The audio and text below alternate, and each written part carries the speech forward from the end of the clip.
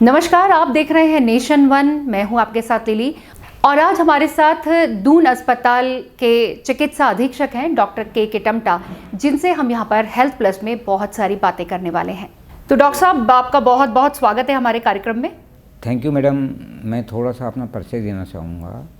मैंने जो है MBBS MS Jhansi medical college से पास आउट हूँ।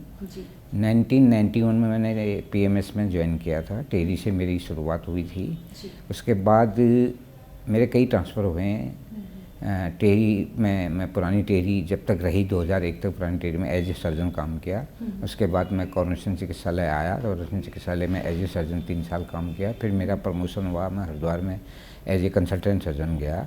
उसके बाद मैं टेरी का CMO, जिस ज़िले मैंने स्टार्ट किया वहीं का CMO बना। उसके बाद मेडिकल कॉलेज श्रीनगर का CMS का चार्ज मेरे पास रहा और साथ ही मैं मेडिकल कॉलेज का प्रिंसिपल भी रह चुका हूँ, श्रीनगर मेडिकल कॉलेज का।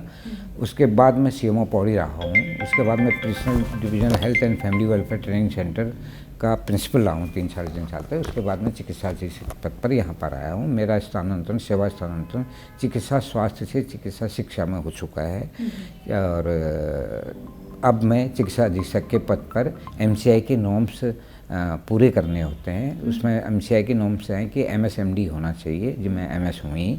सेकंड नंबर पर यह है कि उसका 10 साल का एक्सपीरियंस होना चाहिए एडमिनिस्ट्रेटिव। उस अनुभव के खातिर मुझे चिकित्सा स्वास्थ्य से चिकित्सा शिक्षा में सेवानिवृत्त कर दिया गया। अभी मैं चिकित्सा अधीक्षक के पद पर दून चिकित्सालय में 2016 से काम कर रहा हूँ।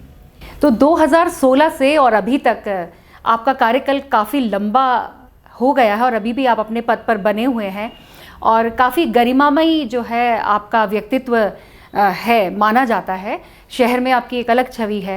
क्या कुछ कहेंगे इस बारे में? देखिए, मैं अपने काम के साथ साथ एडमिनिस्ट्रेशन तो करता हूँ, लेकिन मैंने भी अभी भी ऑपरेशन नहीं छोड़े हैं जी। मैं ऑपरेशन भी करता हूँ। मैंने गरीब लोगों की बहुत मदद करने की कोशिश करता हूँ, जिसके लिए मैंने एक अपने चिकित्सालय परिसर में चिकित्सालय के चिकित्सकों से एक फंड डेवलप करवाया। उस फंड का नाम रखा गया डिस्ट्रीब्यूट फंड, जिसमें से जिसके बेचारे जो बहुत गरीब पुअर टाइप के पेशेंट आते हैं, जिनके पास कुछ नहीं होता है, इम्प्लांट मंगाने होते हैं या कुछ दवाइयाँ जो हमारे पास उपलब्ध नहीं होती हैं, उन दवाइयों को उपलब्ध कराने के लिए उस फंड का इस्तेमाल करते हैं। उसमें एक कमेटी बनाई गई है। कमेटी के सदस्य उसका चूज करते हैं, जिसको किसी नाजायज़ फ़ायदा न उठा सके कोई, उस कमेटी उस फंड से पैसा देती है। सेकेंड नंबर पर मैंने अपने कार्यकाल में काफ़ी कुछ अस्पताल को डोनेट कराने की कोशिश की है।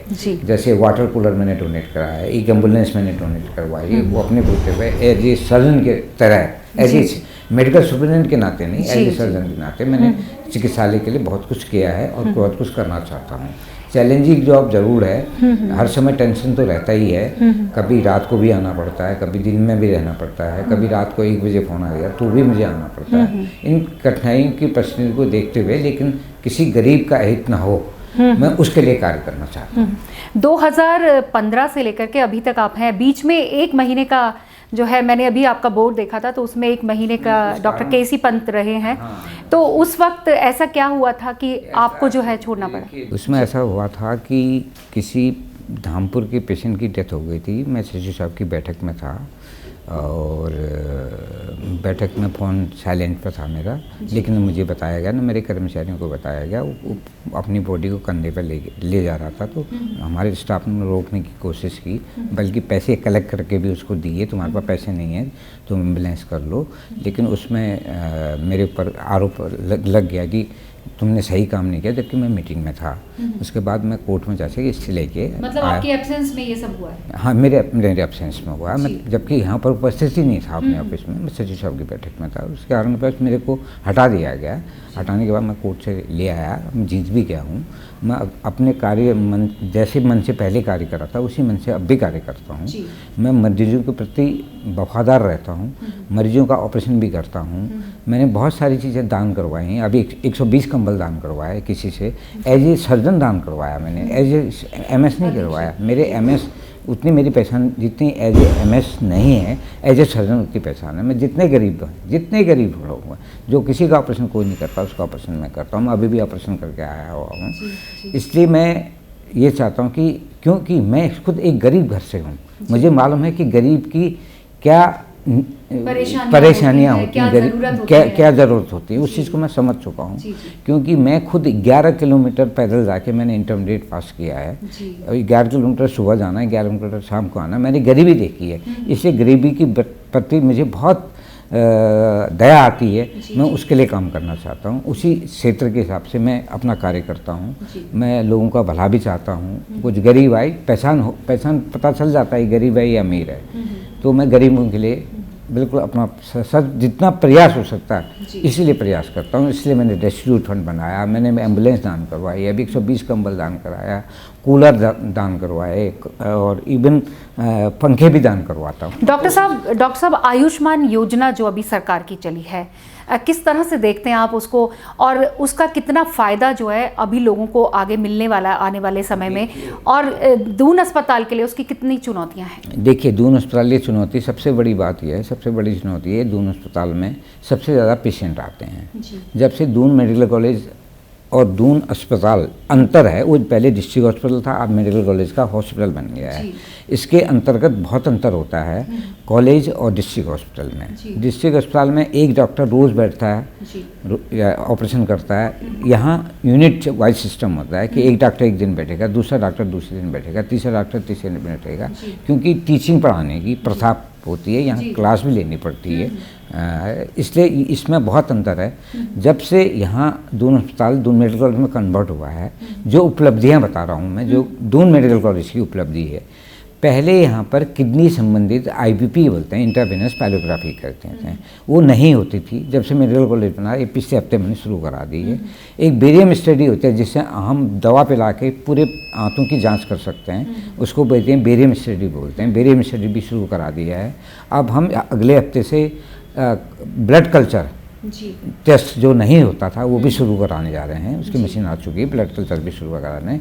ऐसे लेप्रोस्कोपिक सर्जरी पहले यहाँ बहुत कम होती थी, आजकल हम लेप्रोस्कोप से गॉल ब्लैडर का पथरी का ऑपरेशन करते हैं, और गुर्दे का ऑपरेशन करते हैं, और क्या कहते हैं अपेंडिक्स का ऑपरेशन करते हैं, और हर्निया करते हैं। लेकिन अभी भी जो बच्चेदानी का ऑपरेशन है वो यहाँ पर सुविधा उपलब्ध नहीं है। उसको भी प्रयास करते हैं कि जो बच्चेदानी का ऑपरेशन है वो भी दूरबीन द्वारा हो।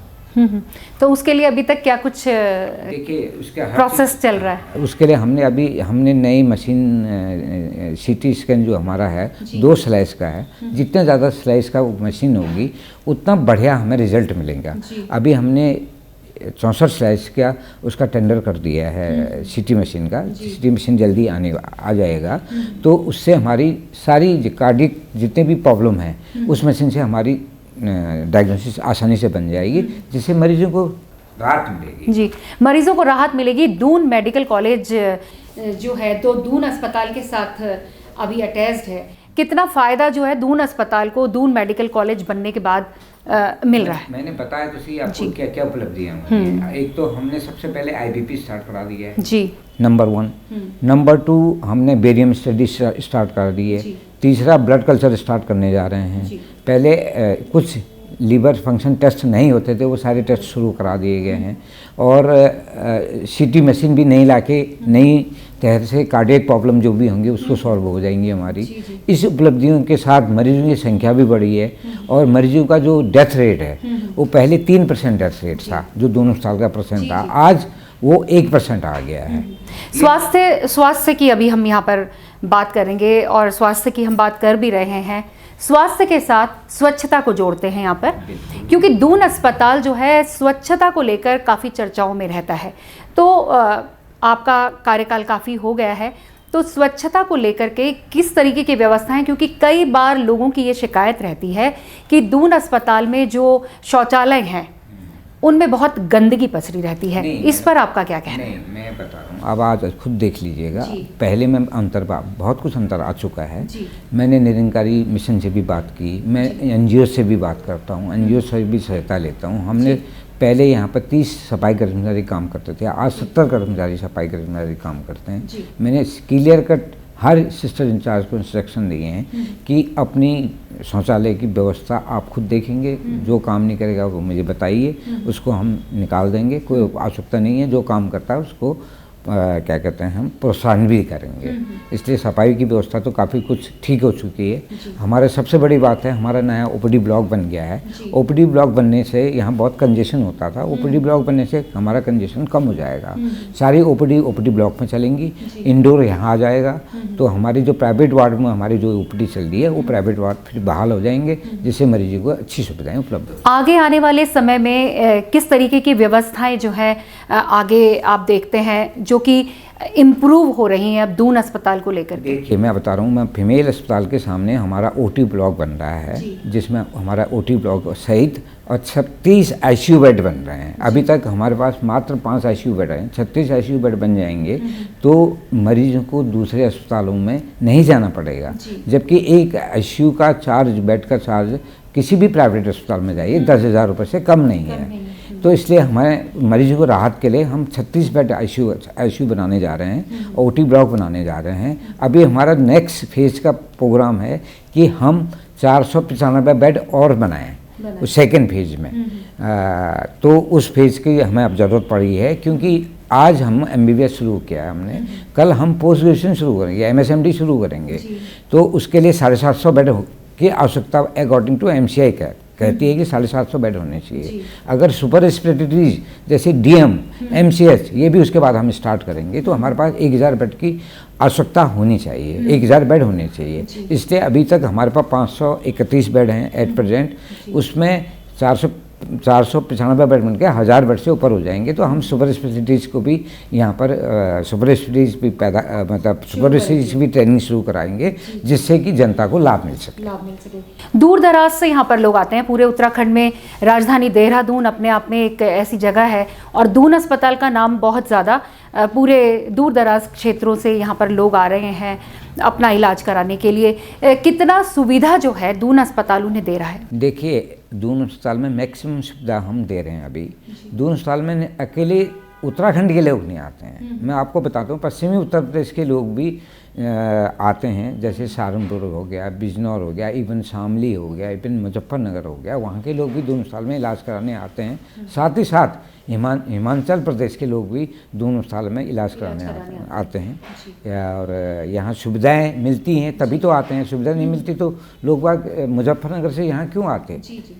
और हिमाचल प्रदेश से स्पेशली पौंटा साहिब साइड थे, काफ़ी लोग यहाँ क्यों आते हैं इलाज कराने? उनका वहाँ जा सकते थे अपने यहाँ। कुछ सुविधाएं होंगी तभी तो यहाँ आते हैं, दून अस्पताल में विश्वास करते हैं। उस विश्वास को बरकरार रखना हमारा कर्तव्य बनता है, हमारी निष्ठा बनती है, हमारा कर्तव्य बनता है कि हम उसको पूर्ण रूप से उसका कार्य करें। डॉक्टर साहब, आप सर्जरी करते हैं, आप एक बहुत अच्छे सर्जन के तौर पर भी जाने जाते हैं, तो क्या आपके इतने बड़े कार्यकाल में अभी तक कोई ऐसी उपलब्धि जो कि बिल्कुल अलग तरीके से आपको प्रोजेक्ट करती हो? देखिए, मैं हर टाइप का सर्जरी करता हूँ। इवन मैं फीमेल की भी सर्जरी, गायनिकोलॉजिकल सर्जरी भी मैं करता हूँ। मैंने अपने ज़माने में, अपने समय में, अभी मैं यहाँ पर जितने मेरे जूनियर आते हैं सबको मैं उसको बोलते हैं हिस्टेरेक्टमी, चाहे एब्डोमिनल हो चाहे वेजाइनल हो, 2 रंग की होती है, एक पेट खोलने के बाद होती है, एक नीचे से होती है। सबको अपने जूनियर्स को सिखाता हूँ। सबसे बड़ी उपलब्धि मेरी ये है, मैं जो बताना चाहता हूँ, मैंने 1.5 लाख से ऊपर